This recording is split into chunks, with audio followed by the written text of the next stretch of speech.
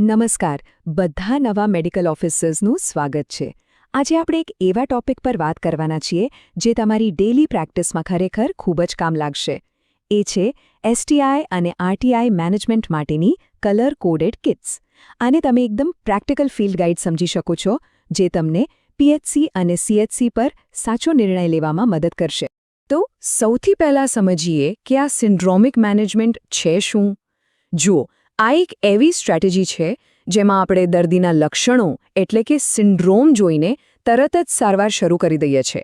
આપણે લેબ રિપોર્ટ્સની રાહ નથી જોતા અને પ્રાથમિક આરોગ્ય કેન્દ્રો પર જ્યાં કદાચ બધા ટેસ્ટ તરત ના પણ થાય ત્યાં ખૂબ જ જરૂરી છે. આનાથી ચેપ ફેલાતો અટકે છે અને પેશન્ટને પણ જલ્દી રાહત મળે. ઓકે, તો આજે આપણે શું કવર કરીશું? આપણે ડિસ્ચાર્જ સિન્ડ્રોમ્સથી શરૂઆત કરીશું, પછી જનનાંગના ચાંદા, પેટના દુખાવા અને બીજી કન્ડિશન્સ જોઈશું.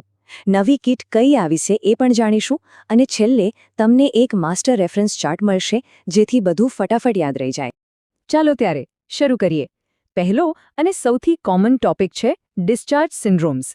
આ એવા કેસ છે જે તમને રોજ જોવા મળશે. આના માટે આપણી પાસે બે મુખ્ય કિટ્સ છે, ગ્રે અને ગ્રીન. તો પહેલી છે કિટ નંબર 1, ગ્રે કિટ. આ કિટ સમજો કે આપણી ફર્સ્ટ લાઇન ઓફ ડિફેન્સ છે. યુરેથ્રલ ડિસ્ચાર્જ, સર્વાઇસાઇટિસ કે પછી પુરુષોમાં પેઇનફુલ સ્ક્રોટલ સ્વેલિંગ હોય, આ બધા માટે આપણી પહેલી પસંદગી ગ્રે કિટ જ રહેશે. એક રીતે કહીએ તો આ મલ્ટીપર્પઝ કિટ છે. હવે આટલું બધું યાદ કેમ રાખવું? એના માટે એક મસ્ટ નેમોનિક છે, યુપીએસસી નીડ્સ એસી. ચાલો આને બ્રેકડાઉન કરીએ. જુઓ, યુ છે યુરેથ્રલ ડિસ્ચાર્જ માટે, પીએસ છે પેઇનફુલ સ્ક્રોટલ સ્વેલિંગ માટે અને સી છે સર્વાઇસાઇટિસ માટે. હવે ટ્રીટમેન્ટ એ છે એસી, એટલે કે એથી એઝિથ્રોમાઇસિન અને સીથી સેફેક્સેમ.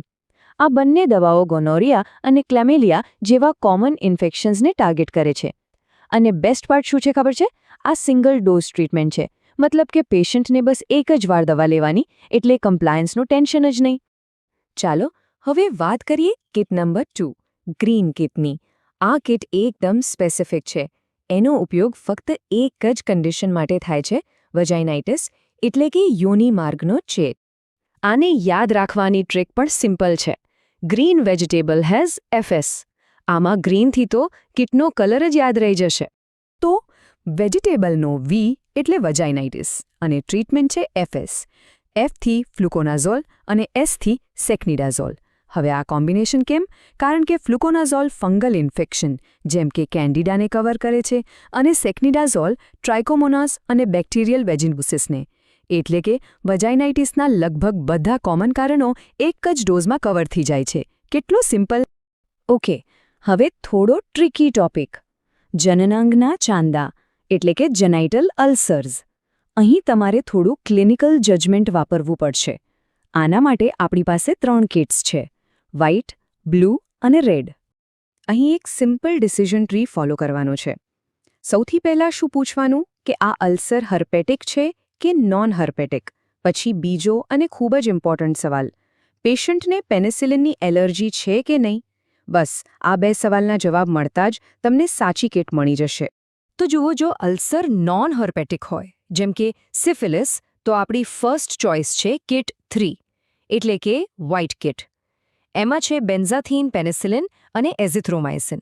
પણ જો પેશન્ટને પેનિસિલિનની એલર્જી હોય તો આપણે તરત જ કિટ 4 એટલે કે બ્લુ કિટ પર સ્વિચ કરીશું. બ્લુ કિટમાં પેનિસિલિનની જગ્યાએ 14 દિવસ માટે ડોક્સીસાઇક્લિન છે. એઝિથ્રોમાઇસિન તો બંનેમાં કોમન જ છે.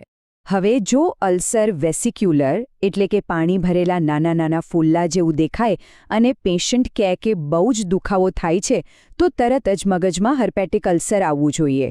અને એના માટે છે આપણી કિટ 5, રેડ કિટ. રેડ કિટમાં છે એસાયક્લોવેર, જે એક એન્ટીવાયરલ ડ્રગ છે. આનો ડોઝ છે 400 mg દિવસમાં 3 વાર 7 દિવસ માટે. અને અહીં એક વાત ખાસ યાદ રાખવાની છે, હર્પેટિક અલ્સરમાં પાર્ટનર ટ્રીટમેન્ટની જરૂર નથી.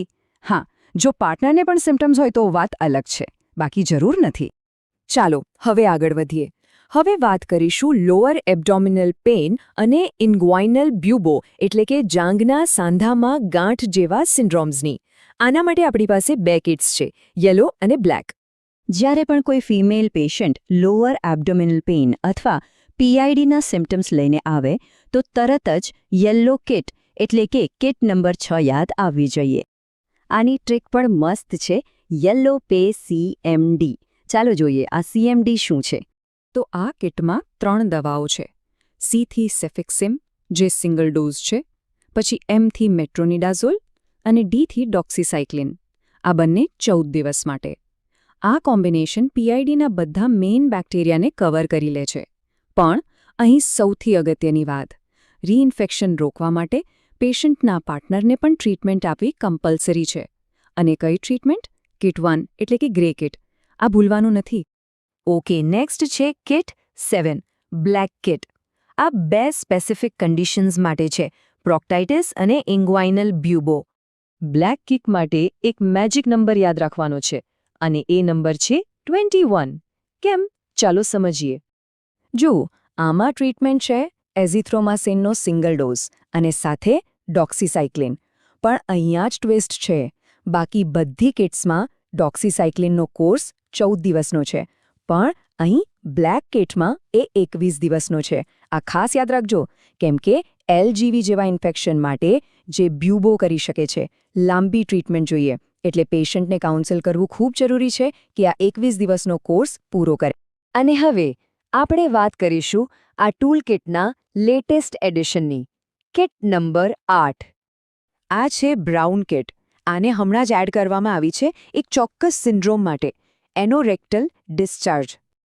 એનોરેક્ટલ ડિસ્ચાર્જની ટ્રીટમેન્ટ લગભગ કિટ 6 જેવી જ છે. સિંગલ ડોઝ સેફિક્સિમ અને 14 દિવસ માટે ડોક્સીસાઇક્લિન. આને યાદ રાખવા માટે નેમોનિક છે ACD.